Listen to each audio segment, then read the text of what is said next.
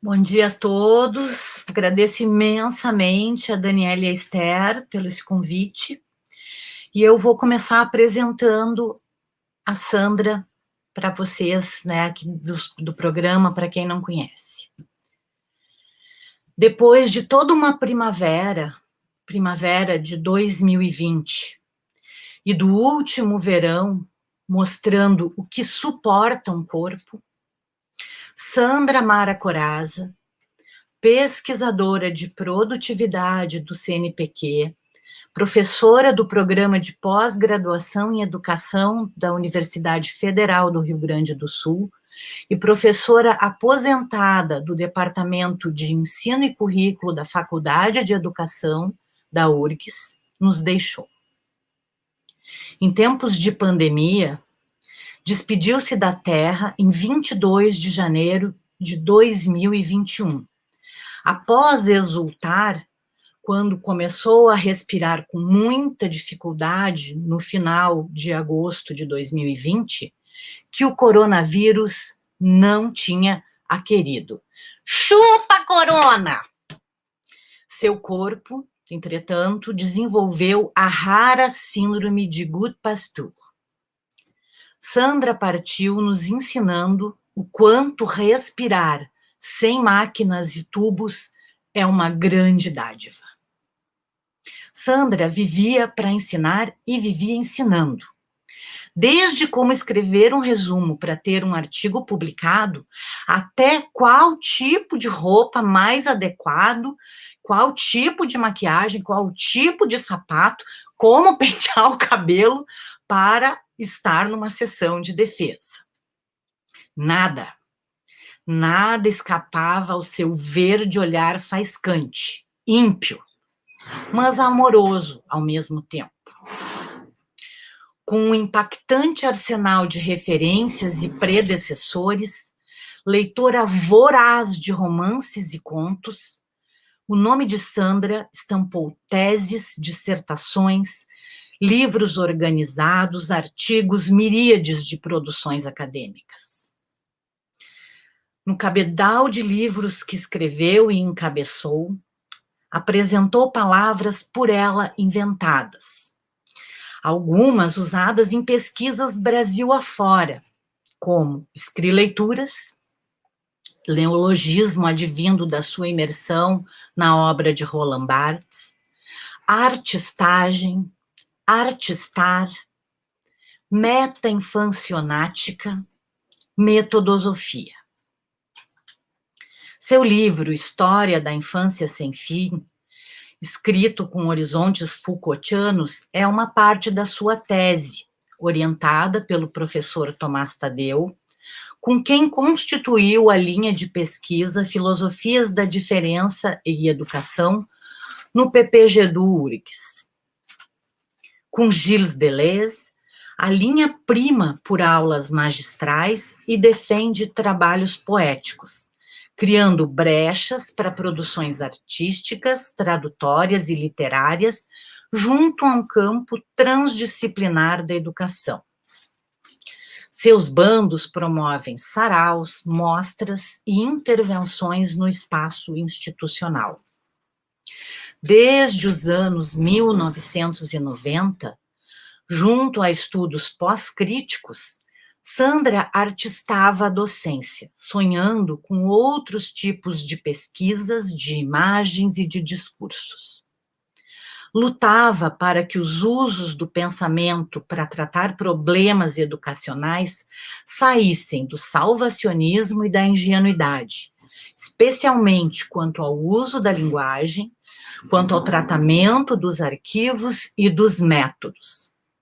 Sua última defesa conceitual se dá através das diversas abordagens reunidas no livro Métodos de Transcriação, quando apresenta uma metodosofia para deslocar os imperativos do logos nas construções metodológicas.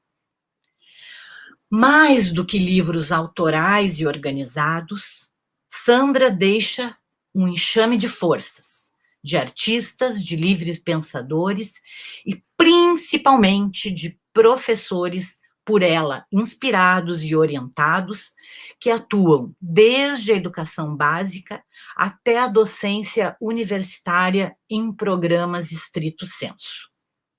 Como palestrante convidada, integrante de muitas e muitas bancas e outras atividades acadêmicas, circulou por universidade de todas as regiões do país e do exterior, articulando docentes desde o Pará até o extremo sul, tendo um braço na cidade de Pelotas.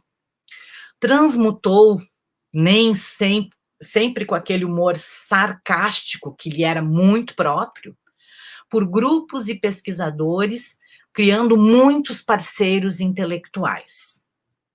Com Tomás Tadeu, fundou o DIF, Artistagens, Fabulações e Variações, e depois criou a rede de pesquisa Escrileituras da Diferença em Filosofia e Educação, deixando um legado de produções que amplia infinitamente o que pode concernir aos grupos do CNPq e esta rede internacional de pesquisadores que incansavelmente coordenou. Coordenou o projeto Escrileituras, um modo de ler e escrever em meio à vida, no Observatório da Educação da CAPES, entre 2011 e 2015, estreitando o vínculo entre 4 universidades, a URGS, a Universidade Federal de Pelotas, a UniOeste e a Universidade Federal do Mato Grosso. Gerou muitos projetos de ensino, pesquisa e extensão, entre os quais nós destacamos o projeto Escrileituras na Escola, oficinas de transcriação 1 e 2, realizado nos anos de 2018 e 2019, antes da pandemia. Com tudo isso, nunca perdeu o chão da escola básica, a qual viveu, inicialmente, nos anos 1970, como professora alfabetizadora. E também nunca se desligou das disciplinas relacionadas ao currículo e à didática dos cursos de licenciatura da Faculdade de Educação e do curso de Pedagogia da URGS, com as quais se ocupou, especialmente teoria do currículo, até a sua aposentadoria em 2019. Entre tantos questionamentos e ensinamentos, propagados ao mundo por suas diversas falas em ações de formação de professores, congressos, algumas questões são constantemente lembradas. Por que o docente não registra o que faz e o que cria? Quem diz que o professor não cria didática? Ela concebeu e defendeu que é graças aos professores que as obras dos filósofos, dos cientistas e artistas se mantêm vivas, uma vez que, por meio de suas aulas, eles as traduzem, as transcriam, atualizam e as vivificam. Entre esse oceano de aulas, textos, encontros, com ela, multidões atravessaram noções como pós-currículos, conheceram legiões de monstros e demônios à espreita do avesso de palavras. Sempre acompanhada por Nietzsche e outros autores malditos, quando se envolveu com a obra noturna de Gaston Bachelard, alcançou o sonho didático e a poesia curricular. O seu arquivo, ao longo dos anos, tornou-se mais leve. Da governamentabilidade das formas de poder tratadas por Michel Foucault, as quais pensou em relação ao currículo e à história da infância, passa a deter-se na leveza onírica e lírica de uma aula. Suas aulas, sempre cheias de gente, eram inesquecíveis, aterradoras, faiscantes, fascinantes. As lições que elaborava extrapolavam as súmulas de qualquer um dos seminários especiais ou seminários avançados que ministrou. Sandra viveu o magistério em toda a sua plenitude e intensidade. Grande propulsora de encontros, eventos e singularidades, era companheira para além das salas de aula, sempre pronta a esticar em bares os encontros com os convidados, membros de bancas e estudantes. Este sempre contando com a alegre, festiva e cordial presença do companheiro de Sandra, que é o Hugo. A Sandra com o Hugo tem 3 filhos, 6 netos, e namorou o Hugo passionalmente até os últimos dias. Nunca dançaram nos bailes, não bailaram na época da ditadura, né? E combateram muito vários totalitarismos, né? Nessa parceria. Não tinha como não conhecer a Sandra e não conhecer o Hugo. Por fim, Sandra nos deixa um imenso sentimento de gratidão, seja por ter ajudado alguns, pelos muitos e muitos questionamentos mordazes que fez, seja por todos que articulou, por todos que inspirou, todos que espizinhou e fez pensar. Sua língua muito arguta exigia: decifra-me, ou não conseguirás seguir comigo. Alguns assinaram seu pacto diabólico, uma escritura poética de sangue que violentava o cérebro a pensar. Quem a conheceu e conviveu com a sua presença marcante, teve o privilégio de ganhar a sua marca. Alguns dizem a marca de uma fera. Outros receberam a lambada de um rabo de lagarta. Alguns ficaram com o trinar de uma ave enrevoada. Ninguém saía incólume das questões e dos comentários acirrados que Sandra fazia, em torno de tudo e de todos. Tá dando uma sujeira aqui no teu cabelo, olha aí, cuidado a câmera. Sua vitalidade, sua voracidade por livros, por novos conceitos, planos de pensamento não dogmáticos, não clichê, não lugares comuns, sempre serão lembradas. Quem a leu e pôde acompanhar as dobras vertiginosas de seu pensamento, sente as múltiplas reverberações das suas palavras na filosofia, na esquizoanálise, na educação e especialmente nos estudos do currículo. Em seus últimos tempos, numa CTI, acompanhada pela rede afetiva de pares intelectuais que teceu, mesmo em etos hospitalar, escreveu muitas máximas, registrou seus dias convalescentes, criando, com os membros do Bando de Orientação e Pesquisa, o BOP, sua própria epifania da doença. Mais uma herança da praxis pedagógica, das suas forças afirmativas e das superações aprendidas com Nietzsche. Com as composições de Spinoza, nos deu, em imanência, uma vida escrileitora, também chamada de salamandra, esfinge aléfica, conhecida como a nômade infancionática das questões curriculares, demônia filosófica, bruxa arcanista, Sandra, transcriadora de palavras, professora, mãe, avó e amiga, mulher intelectual que viveu por vórtices apaixonados, amor fatis, mágica, magisterial e inesquecível. Esse memoriário Ezequiel foi assinado, né, por toda a rede de pesquisa Escrileituras da Diferença em Filosofia e Educação, hoje coordenada, né, mas ao mesmo tempo seguindo como rede, coordenada pelo professor Cristiano Bedin.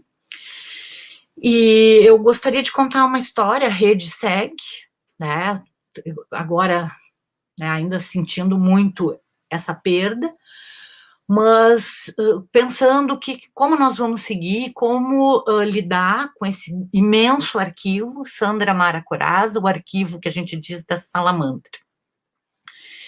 E no grupo da rede, a professora Esther Reiser, da UniOeste, né, nos pergunta, quem tem aquela prova daquele seminário avançado com Nietzsche lá em 2007, se eu não me engano. Aí a professora Karen Nodari, né, uma professora aposentada do Colégio de Aplicação da URGS, achou a prova. A prova tinha, entre muitas provas que a Sandra fez, era uma prova oral, que cada estudante tinha que responder 3 questões entre 80. E eu vou trazer aqui 5 questões para a gente disparar um pouco o que, nesse momento, nós estamos com a colaboração de toda a rede, dos orientandos que começaram com a Sandra, alguns estão comigo, outros ficaram com o professor Máximo Lameladó, também parceiro da linha de pesquisa, e outros com o professor Samuel Edmundo Lopes Belo, também da linha de pesquisa. Então, nós estamos reunindo, né, isso que está sendo chamado de escrileitura mefistofáustica. O mefistofáustico tem a ver com esse pacto, com esse encontro na encruzilhada, é uma palavra do Haroldo de Campos. Então, eu vou chamar atenção a 3 questões que nós não vamos precisar responder, tá? Não é uma prova oral, né? A primeira, que são as últimas questões da prova oral, essa é do seminário com Friedrich Nietzsche. Qual é a unidade complexa entre pensamento e vida para Nietzsche e Deleuze? Em que consiste a decadência na relação de um devir com um devir reativo de todas as forças? Interprete. Quando o niilismo triunfa, então, e só então, a vontade de potência deixa de querer dizer criar, e significa querer o poder, desejar dominar. Comente a frase famosa de Nietzsche: temos sempre de defender os fortes contra os fracos. Disserte sobre os 4 aspectos da transmutação. Essas 5 questões provam, demonstram, dão, né, uma degustação do que era conviver com a Sandra. Né? E no pacto, eu vou pegar algumas frases desse pacto que os orientandos, a partir de 2018, 2017, tinham que assinar. Então, uma das cláusulas é: você chegou aqui para sofrer, para padecer todas as dores da criação, e mais ainda, para penar nas chamas da transcriação. Assim, você necessita se tornar, se já não for o que duvidamos, inquieto, insatisfeito, incessante, intenso, assustador, desacomodado, incomodador, desajustado. Um bêbado de ânsia dionisíaca pelo gozo mais horroroso. Alguém que jamais consolará nem dará conforto a ninguém. Ninguém aqui é a Madre Teresa de Calcutá, nem sofá, muito menos chaise longue. Aqui se gosta de carne forte e firme, de coração duro, de fígado bem azeitado também, e de olhos lúbricos e de mãos hábeis para fazer as escrileituras. E do pensar maneiro e matreiro para ter ideias nunca antes havidas. Trata-se, né, considerando essa nossa, agora, esse resgate dessas provas, de todas as, o máximo, nós estamos tentando encontrar o máximo de provas que a Sandra aplicou, utilizou, usou como recurso didático, ela também não gostaria desta palavra, né? Ela era uma grande patrulhadora de palavras de senso comum, mas trata-se de passar por provas, né? E para vencer, primeiro para entrar num programa de pós-graduação, foi muito interessante ver aqui o vídeo institucional, se passa por uma prova. Toda pós-graduação, em estrito senso, é uma grande prova. Mas há também um outro sentido de prova, que é a prova degustadora. E, ao mesmo tempo, também a prova de veracidade, que filosoficamente, com a diferença, é extremamente questionável. E também a prova de roupa, a prova do sabor, né? E a gente pode entender que a aprendizagem é exatamente essa abertura ao encontro, do modo espinosista, e a vontade, e uma vontade com Nietzsche, uma vontade de potência, e por que não também uma vontade de arte, de se passar por provas. Mas toda prova, nós aprendemos que também podem ser destrutivas. E por isso essa superação nietzschiana. Mas sem colocarmos a vida em jogo, é impossível aprender. Sem passar nas provas, ninguém consegue. E estas provas, ao modo corasiano, são provas metodosóficas.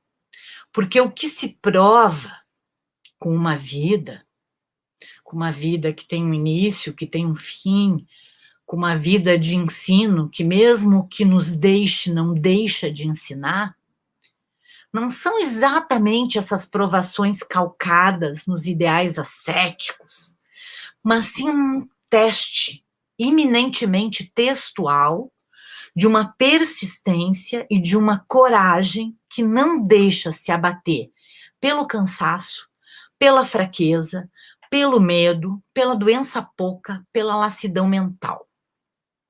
Nenhuma prova atesta suficientemente por si mesma o valor daquilo que o seu enfrentamento procede.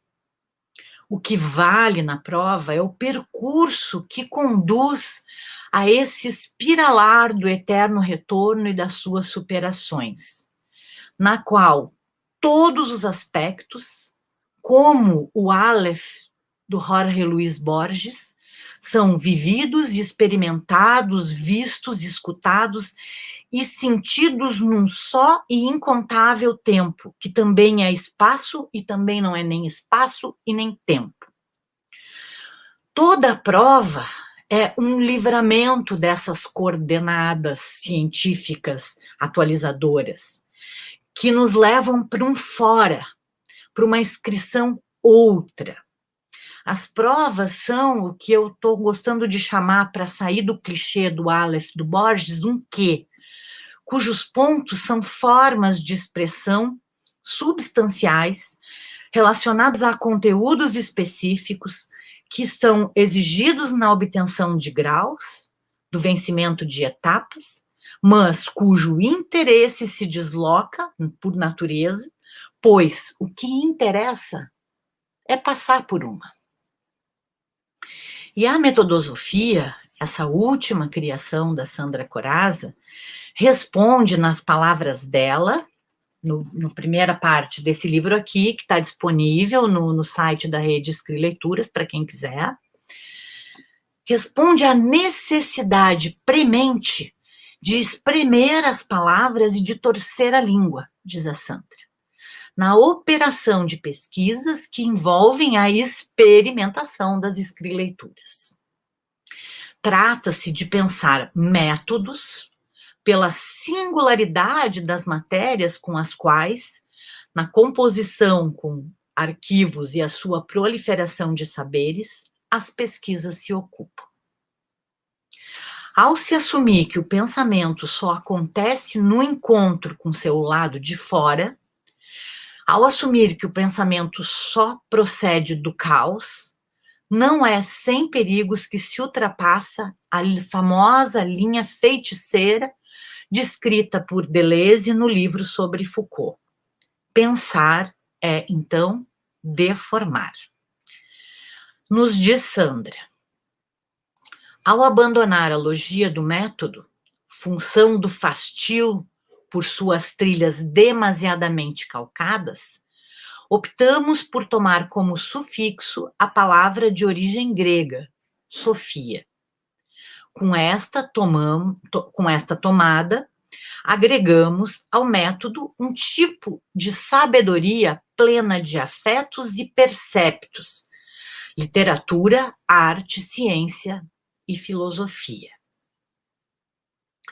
O que está em jogo é o que, no livro Linhas de Escrita, que compõe uma nova vida para o pensamento educacional, no qual eu e o Tomás também compunhamos textos, surge como a pesquisa do acontecimento.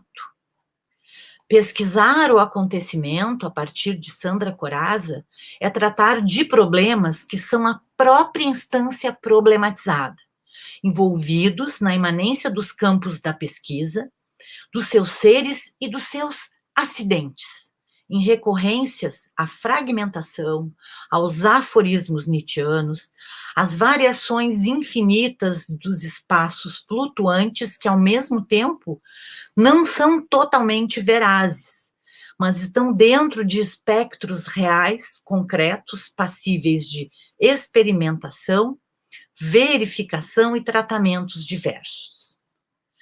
Não se trata de formular questões para se obter respostas, e sim de se explorar, a partir de um número viável de aspectos, um campo que, por si, é problemático.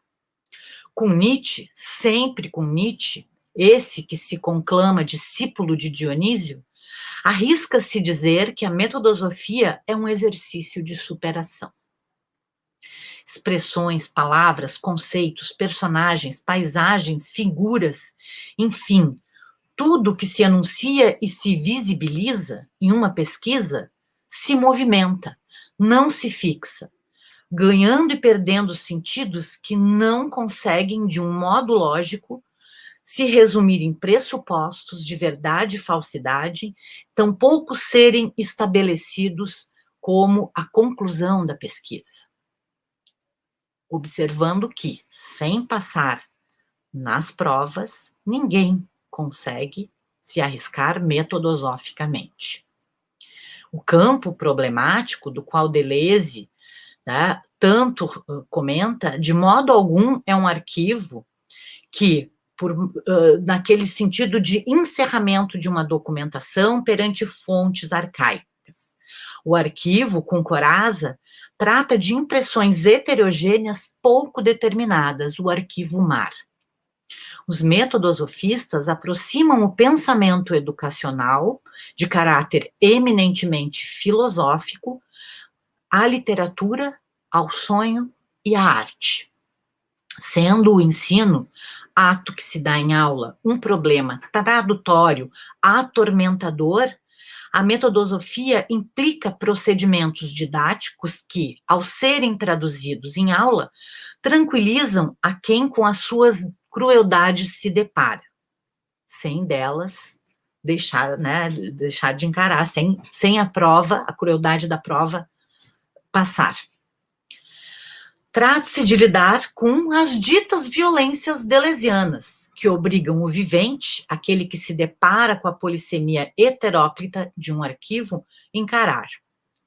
Então, o arquivo, enquanto vórtex aglutinador, a pensar, a criar imagens, a criar um terreno passível de ser pisado, percorrido, atravessado, tornando o próprio campo, em todos os seus planos e dimensões, a matéria da pesquisa. Sem planejamentos prévios, mas sempre fruto de muitas colisões, tá? O pensamento não tem como se furtar frente, né, a todos os cursos e desvios que surgem no seu devir. Então, eu trago essas considerações, tá, para a gente pensar o que é esse pensamento, a contribuição que esse pensamento que nos violenta, que nos tira o chão, ao mesmo tempo que nos oferece uma linha de consistência para ser percorrida, e que tem como assinatura, como marca, tá, Sandra Mara Corazza, essa salamandra metodosófica, que eu estou chamando, mas isso já é outra fala, outra palestra, astroblemática, né, em função de um astroblema. Isso estava na minha tese, é a única parte da tese que eu guardei para uma publicação artística, que é a parte mais literária, né, que envolve uma lenda que é Salamanca do Jaral, é uma lenda aqui do sul, sendo que a palavra salamandra se aproxima da Salamanca, e Salamanca tem muitos sentidos, ela é tanto a princesa bruxa velha feiticeira da lenda, como a própria gruta, que dá origem à lenda, como a cidade de Salamanca, e como o segredo lá dos pactos mefistotélicos com o diabo, que existem nas lendas da cidade de Salamanca, na Espanha, que é uma cidade, né, tomada com um saber alquímico que tem a ver com a nossa lenda, daí é o trabalho que eu estou explorando. Então, aguardem, nós vamos fazer essa publicação, Leituras Mefistofáusticas, está em organização, a gente está resgatando esse material, e aí poderão ir a público todas as provas da salamandra. Né? E também concluo dizendo que o professor Júlio Gropa, juntamente com a Cláudia Carvalho, que foi orientanda da Sandra no mestrado, não, desculpa, estava seguindo o doutorado com a professora Sandra, uma grande parceira, né, filha intelectual da Sandra, estão organizando um livro que vai fazer a produção comentada com toda a rede, todos os parceiros, em torno de toda a produção da Sandra. Então, o professor Júlio Gropa, da USP, está organizando esse livro. A Sandra deixou um último projeto de publicação, inspirado no Vidas Imaginárias, do Michel Schwab, que nós também vamos retomar, né? E o desejo de um último seminário avançado no programa de pós-graduação em educação, que nós vamos oferecer agora em 2021, que ainda não começou, que vai ser né, esse descompasso dos calendários que nós estamos vivendo em função da pandemia. Então, nós ainda estamos, né, trabalhando nesse grande arquivo. Esse memorário que eu li, ele está sendo pensado como o final desse compêndio das provas, que também surgiram os exercícios, e também o pacto e um manual de comportamento do estudante, do mestrando, do doutorando estrito sensu. Tá? Então, são todas essas produções que homenageiam a Sandra. A Rede Escrevleituras vai seguir fazendo seminários, encontros, né, em extensão, pelo Brasil afora. Agora, a gente perde muitas coisas, a gente também está passando por muitas provas nesse momento. Imagino que hoje o professor Silvio Galo está numa aprovação, né, acho que é o filho dele, pelo que eu tinha entendido. Então, eu tive uma semana passada PCR negativo, então é sempre mais uma prova, né? Prova que não tivemos Covid, a Covid aqui na minha casa. Então, entendo que a perder a Sandra para nós também foi uma grande prova, né? De resistência, persistência, combate. O Brasil está sendo testado, provado, né? Nós temos que dar prova dos nossos valores, das nossas transvalorações, das nossas transubstanciações intelectuais nesse momento tão desafiante. Muito obrigada aí o pessoal da Rede Escrevleituras orientando-os, tá? Agora eu vou olhar o chat, já vi que tem muitos comentários. Ninguém saía ileso, né, da presença e das palavras da Sandra. Gratidão, Dani e Esther.